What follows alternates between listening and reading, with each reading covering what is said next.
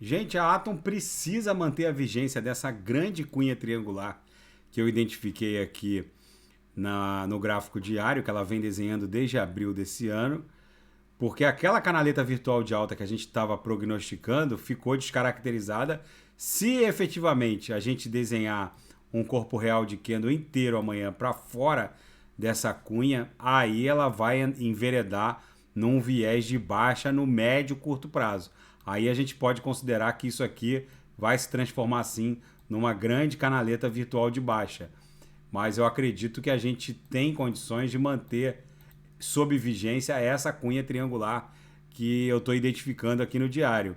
Tudo depende da BTC, que está muito volátil, porque o suposto hackeamento contra a FTX, o suposto hacker, continua despejando. Tem até um tweet aqui do Nine dando conta de que nessa madrugada de domingo para segunda, 250 milhões de dólares em ETH já foram despejados.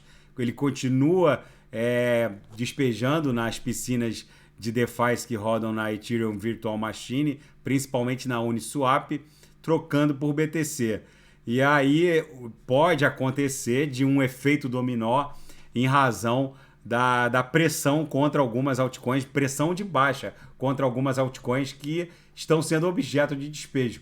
Na verdade, quem mais está sentindo, muito mais do que qualquer outra altcoin, é a Sol, justamente porque havia muita Sol dentro desse suposto hackeamento, que na minha leitura, esse hacker tem relação com Sam Bankman-Fried.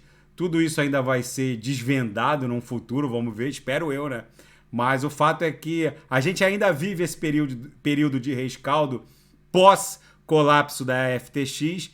E se a Atom não conseguir sustentar essa figura triangular, aí eu vou ter que analisar a canaleta virtual de baixa que ela vai desenhar a partir desses cumes e desses fundos aqui. Mas isso fica para uma outra análise. Vamos esperar eventualmente o rompimento dessa cunha triangular. Se ela se mantiver vigente, se a gente conseguir desenhar um corpo real de candle para cima aqui para estressar a mediana na altura de 11,10 ou a própria base da nuvem de Shimoku no diário, que segue ali em 12,70, aí fica vigente, fica confirmada essa cunha triangular. Vamos ver como como serão os próximos 2 ou 3 candles para a gente confirmar se é uma canaleta virtual de baixa ou se ela está emprestando vigência a essa cunha triangular. A Atom também está sentindo muito.